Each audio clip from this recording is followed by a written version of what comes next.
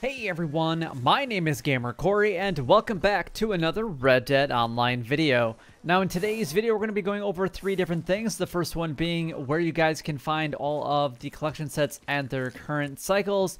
One of the other things we're going to go over is Madame Nazar's location, and then the other thing that we're going to go over is all of the daily challenges, list mode, and then we're going to follow that up with extensive detail. But if you guys are enjoying these types of videos, then don't forget to like, comment, and subscribe down below. It would help me out a lot and is greatly appreciated. A like definitely goes a long way here on the channel. It shows your love and support of these types of videos. It tells me that you want me to continue making these videos.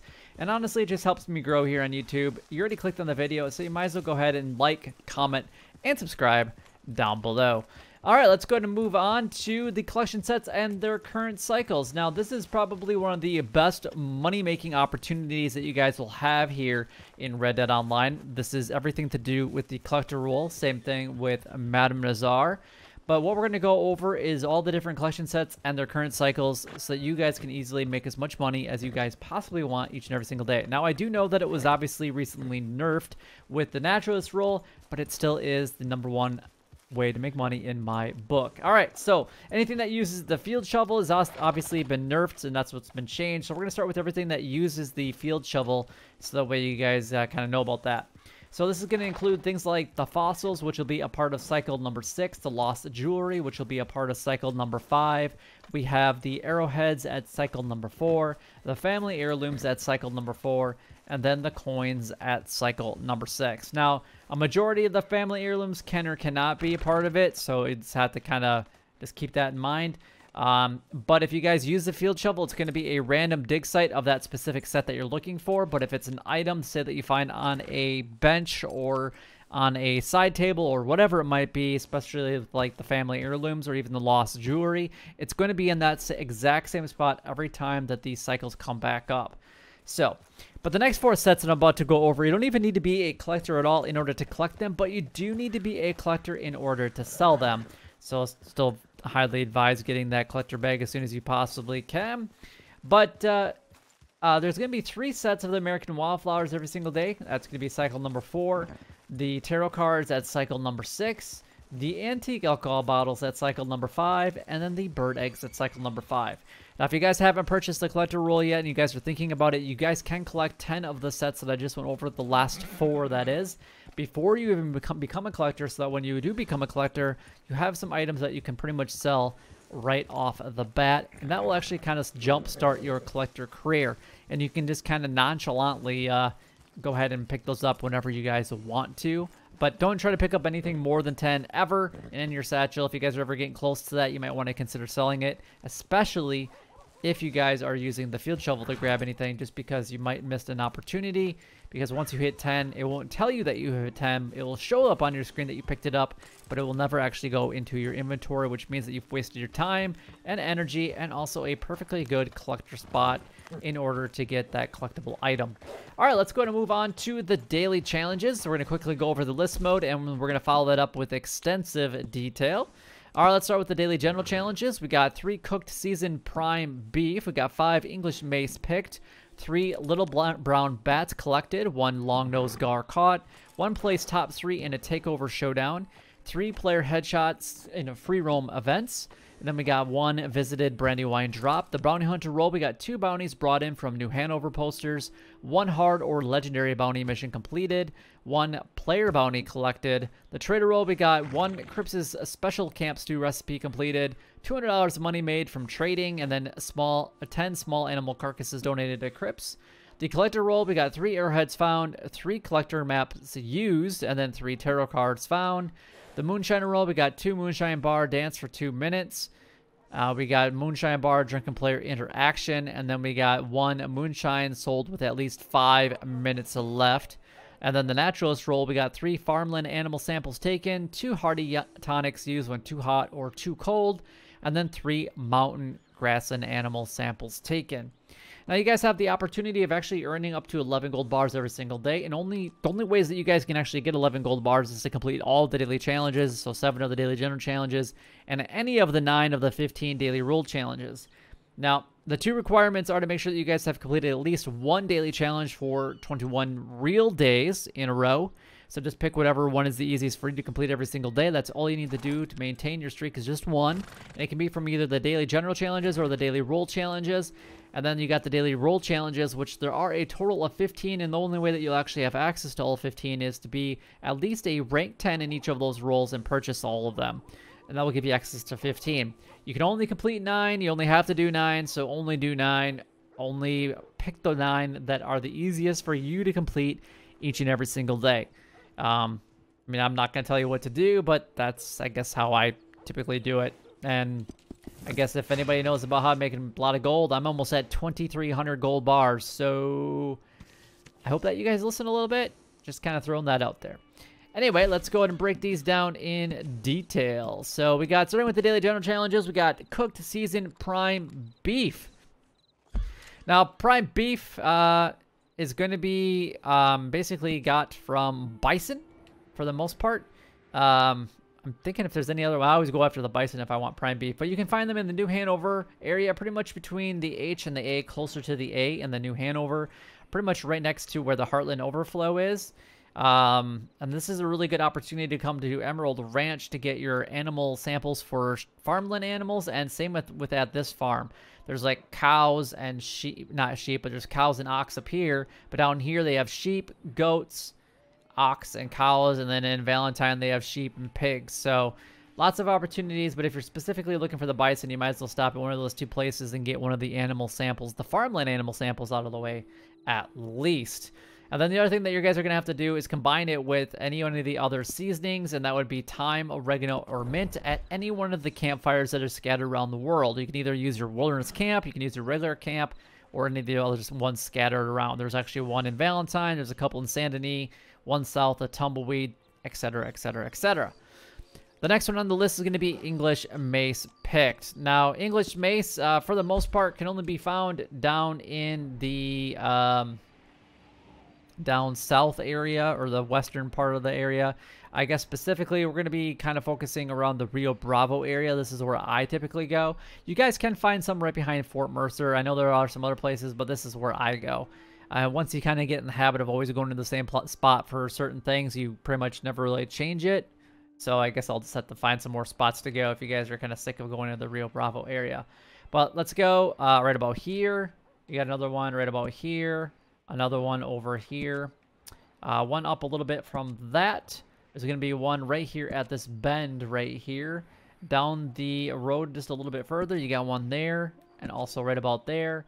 And then you've got one pretty much right between the L and the P in Plainview. And then one south of the I on the other side of the road.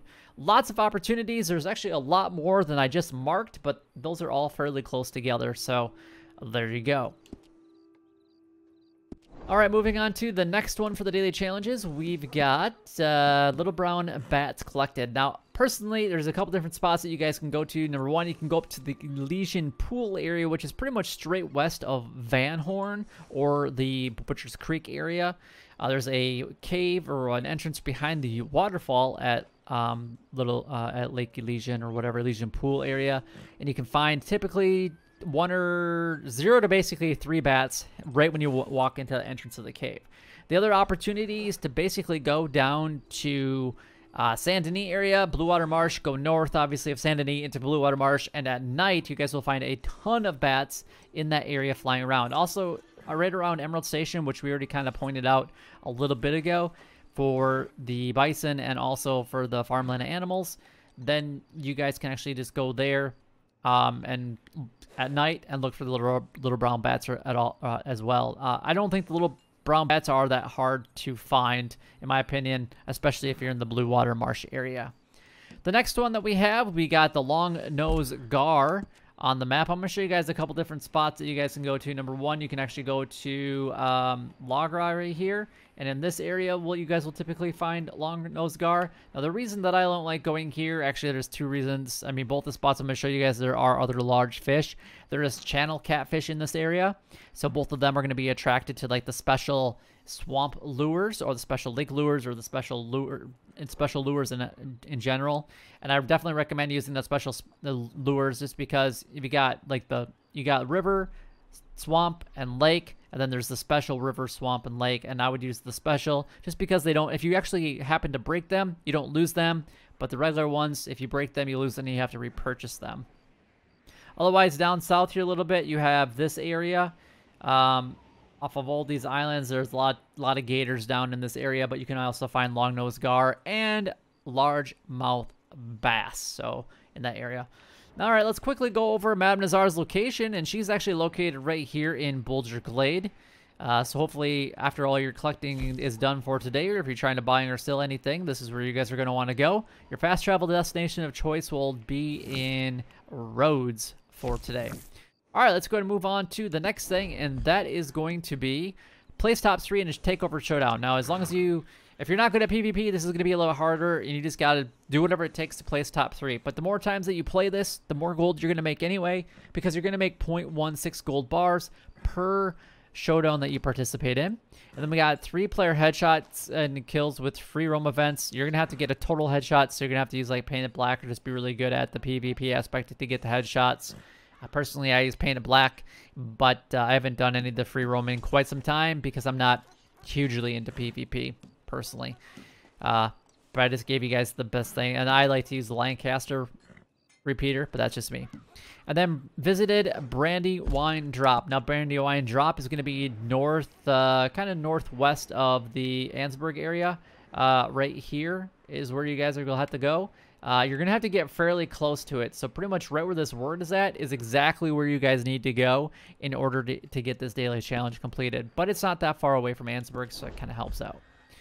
Moving on to the Bounty Hunter roll, which is the only roll that does pay out additionally in gold, so that's pretty fantastic. We got 2 bounties brought in from New Hanover. So we got Valentine, Rhodes, and Van Horn. 1 hard or legendary bounty mission completed. You can either do one that's a little bit faster and easier, that's the hard, or if you want that one's a little bit more exciting and get paid a little bit more, then I would go after the legendary. And then we got 1 player bounty collected. Now, the way that I would do this is with a friend, not in the same posse. Basically, your friend will kill you. You're going to press charges on your friend, and then you're just going to keep doing that until you're offered a player bounty. You will have to keep them alive when bounty hunters are coming after them. Now, this is in-game bounty hunters, not you as a bounty hunter collecting a player bounty. But you're going to want to keep them alive because if they get killed, then you got to start all over. So just keep that in mind. And then basically you return the favor. You would shoot them, they press charges, and eventually they turn you in to collect that player bounty. The trade roll, we got 1 Crips' Special Camp Stew recipe completed. Whatever that is, just go ahead and craft it and create it. You can purchase everything from either the catalog, any of the general stores, or the stables. But sometimes some of the recipes do use some of the herbs, so you're going to have to know some of the locations of those in order to make whatever recipe that you are trying to create. And then we got $200 money made from trading. You can do a distant or a local one. As long as you have 100 goods, you'll make $500 to $625. It kind of depends on which one you're doing. But right now, I'd probably focus on the distant deliveries because you don't have to worry about griefers too much because very, very small lobbies.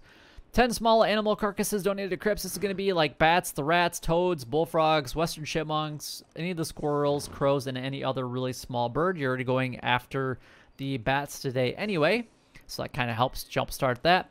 The collector roll, we got 3 arrowheads found. Again, arrowheads will be a part of cycle number 4. Tarot cards will be a part of cycle number 6, and then you got to use 3 collector maps. I always have one used every single day, so that's happened to me for months, and I don't really know why, but I'm fine with it. I'm kind of afraid to stop my daily challenge streak because I'm wondering if it will actually be affected once I stop that, because I've been doing it for so long. I don't know. Who knows? But you can use one of your collector maps to get the arrowheads and also one to use to get the tarot cards. The Moonshiner Roll, we got 2 Moonshine Bar, Drunken Dance for 2 minutes. This requires you to basically hold on a button for 2 minutes. We've got 2 Moonshine Bar, Drunken Player Interactions. So you'll have to basically get a friend drunk in your bar or you'll get drunk in their bar, and then you basically slap each other silly. And then you got 1 Moonshine sold with at least 5 minutes left. So basically do a Moonshine sell as fast as you possibly can. And then we already went over the farmland animal samples. So 2 Hearty Tonics used when too hot or too cold. You're basically going to go up north with, I want to say no clothes on, but not winter warm clothes on up there. Or you're going to go down to the New Austin area and wear winter clothes. It's pretty much your 2 options. We got 3 mountain grassland animal samples taken. Whatever is the easiest for you guys to complete inside of that category, just go ahead and hunt those, or not hunt them, but take their samples and then go ahead and sell them to Harriet. But that is all the daily challenges gone over and covered, and Madame Nazar, and also the collection sets in their current cycle. But if you guys did enjoy this video or found it helpful in any way, then don't forget to like, comment, and subscribe down below. It would help me out a lot and is greatly appreciated. But until next time, YouTube, you guys keep doing what you're doing because you're already doing it, and you guys stay gaming.